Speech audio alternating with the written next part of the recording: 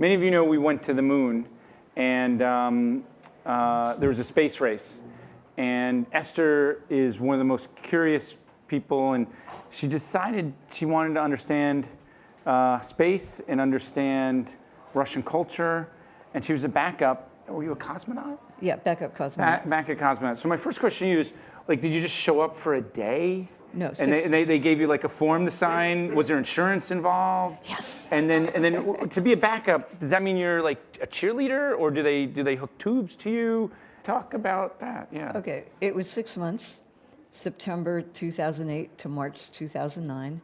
I was the backup to Charles Simoni, who Microsoft Word, and he went twice. So I was backup for a second time. Yeah. So he wasn't actually there as much. Yeah. Normally, the two teams trained together. I was a customer through Space Adventures of the Russian Roscosmos, the Russian space agency. Yeah. NASA used to say, "What, civilians? No, not for us." Yeah. The Russians say, "Civilians? This is very difficult. But how much, you say?" So yes, there was insurance, and my insurance, and I wasn't going, cost as much as Charles's insurance, who was going, but there wasn't any way to negotiate. And interestingly, Charles actually did suffer a serious accident.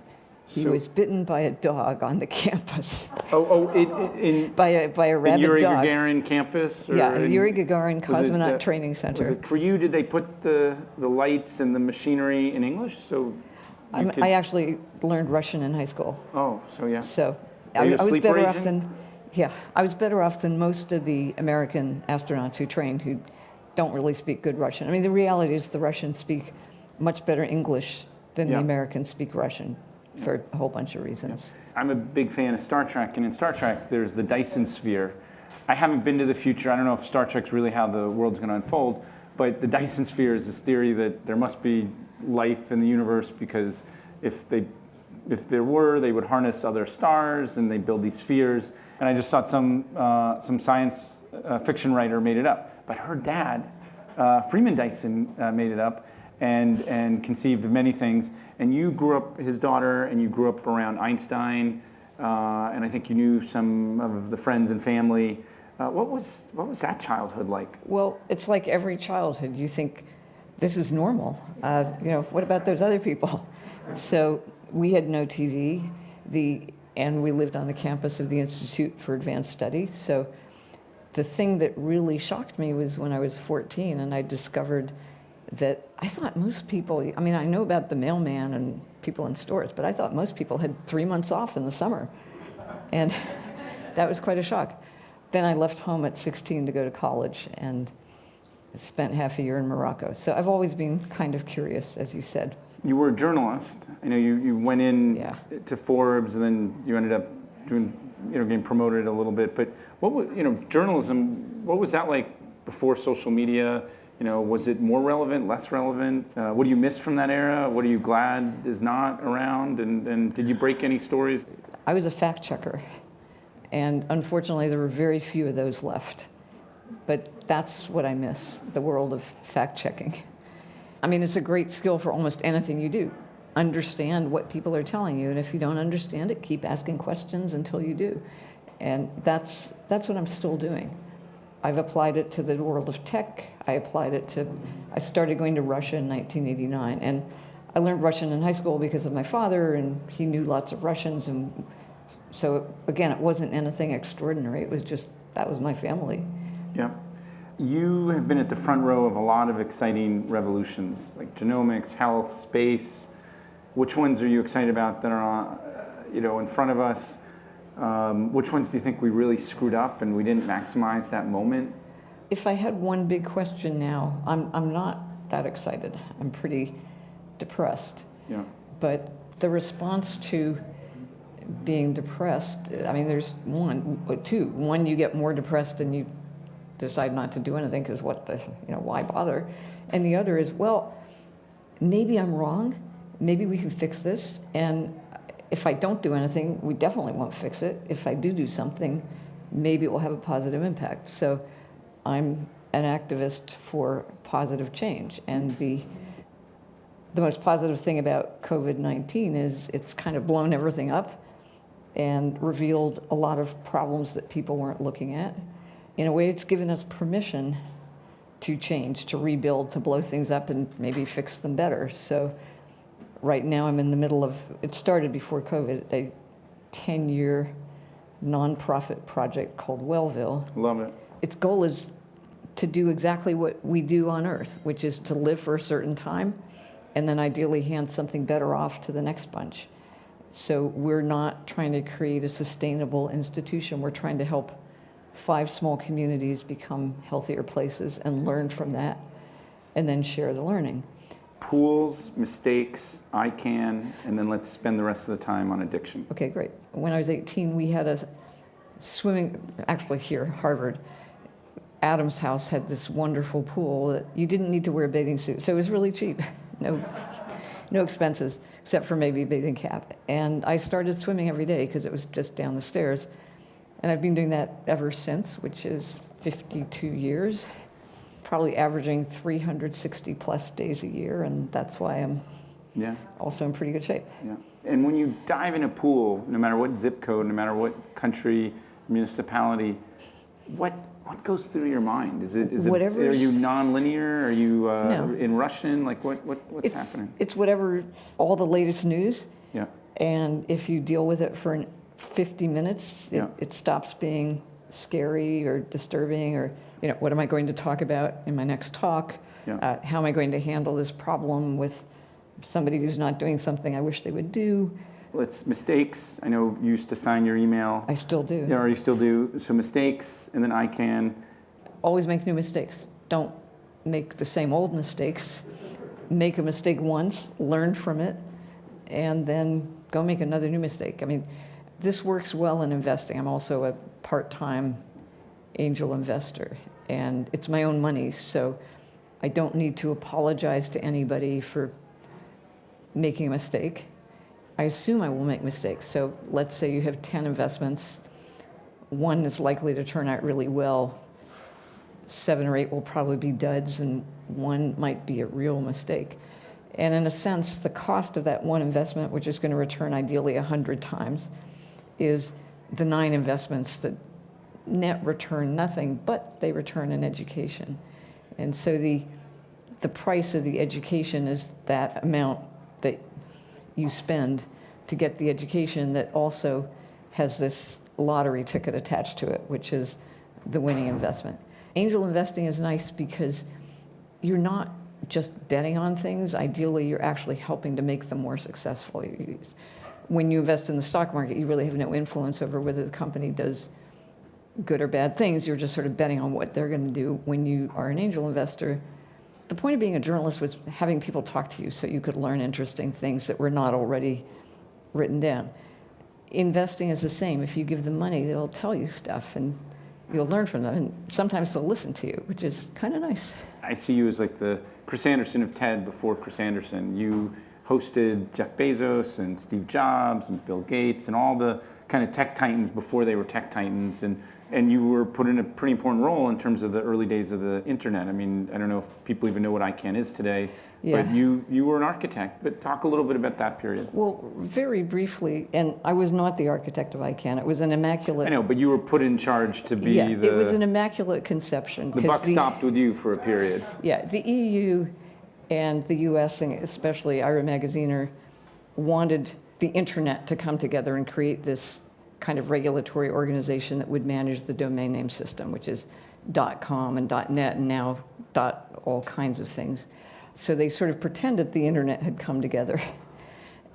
But it was actually the EU, the US, and then they had to invite in Japan because politics.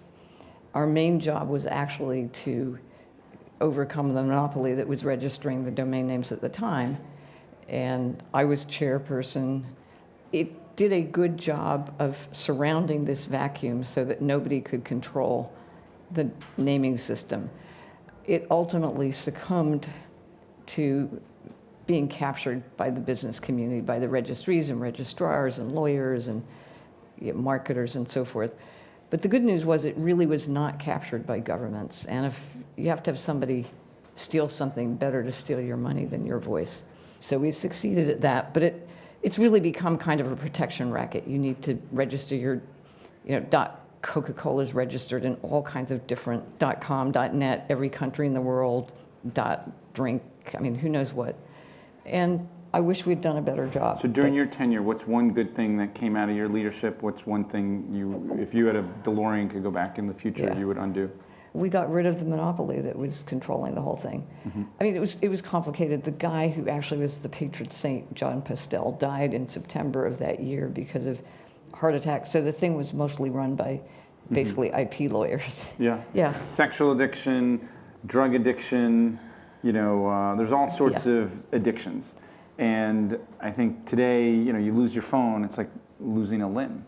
And today, screen time, it's not just one screen, it's multiple screens. People are living vicariously through all this image-led media, and I'm sort of intrigued with social audio because image isn't important, it's more what you say.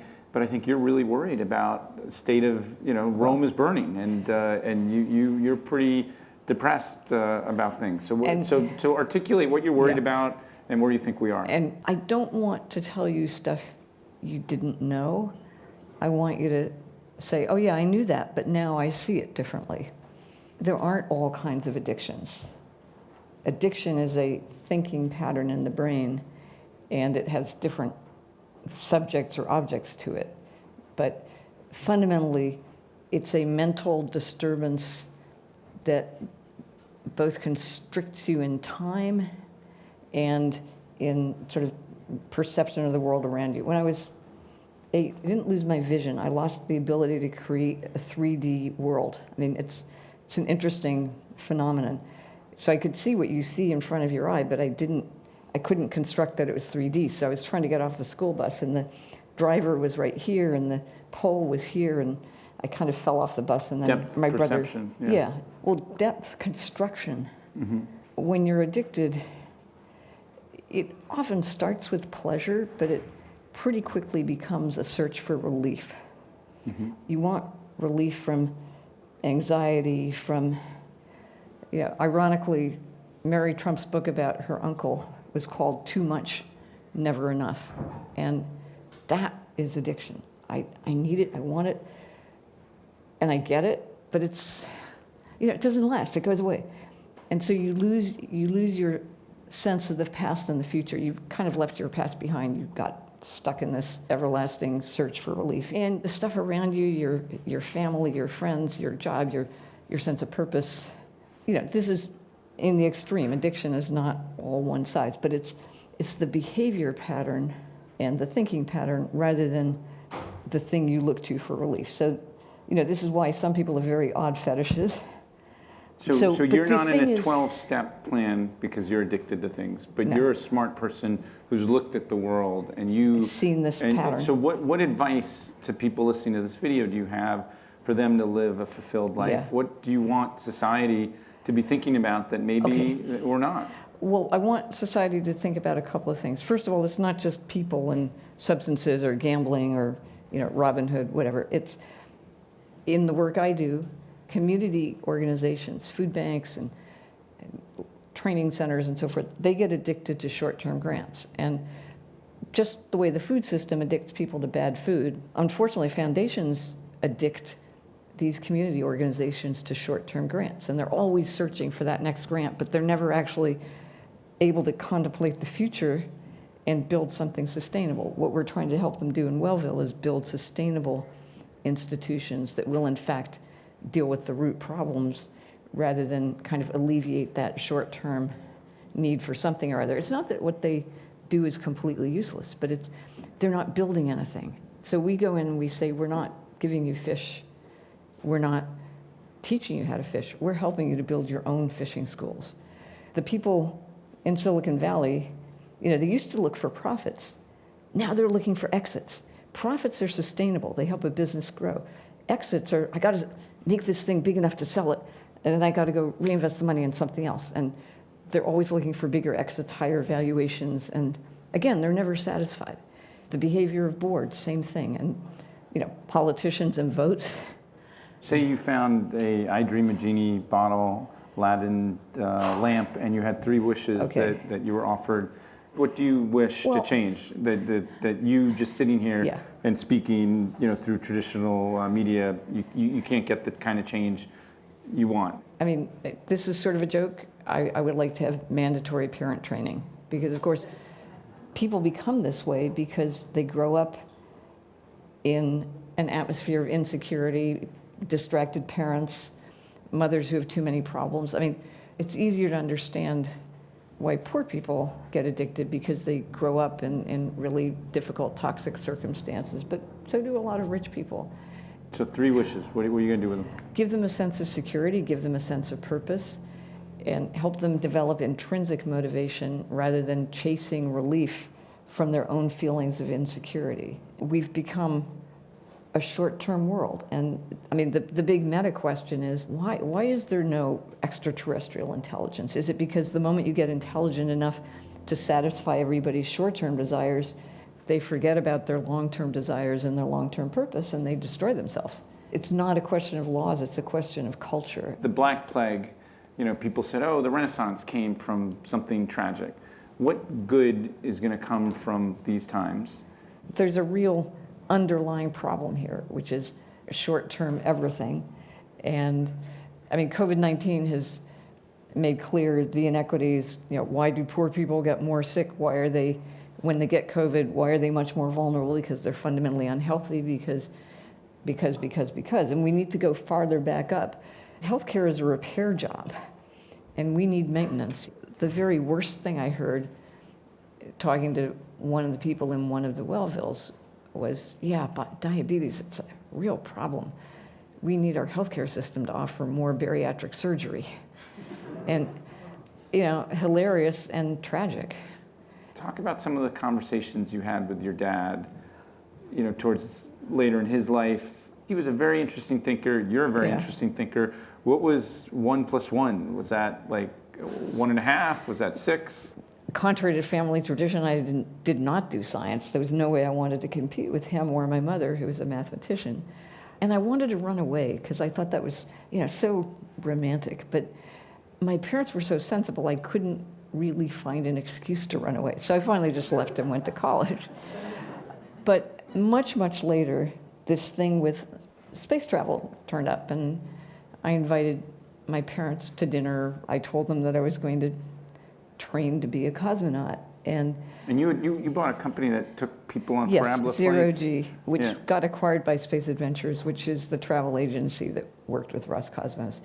When I talked about training as a cosmonaut, my father jumped up and hugged me, and I was just like, oh, yes, I'm his firstborn, and I'm the one who's going to do what he has been wanting to do since he was 6, but never really got the chance. When Charles went up in March 26th of 2009, which was my brother's birthday, they were all there, and it was magical because he'd been working not for NASA, but with the space program in various ways for forever, but he'd never actually seen a launch because of weather, and so it was What was it like being around that Einstein inner circle? Were you too young to kind of appreciate that? I feel like everyone listening to this is sort of a generation removed from that, but you were in the room.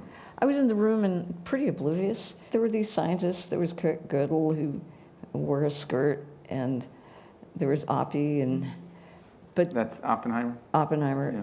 If you, some people may not know I mean, him my as brother Oppie. really paid attention to this stuff, and he wrote a wonderful book called Turing's Cathedral about the bomb and the computer kind of being developed in parallel. Yeah. And a lot of that happened at the Institute.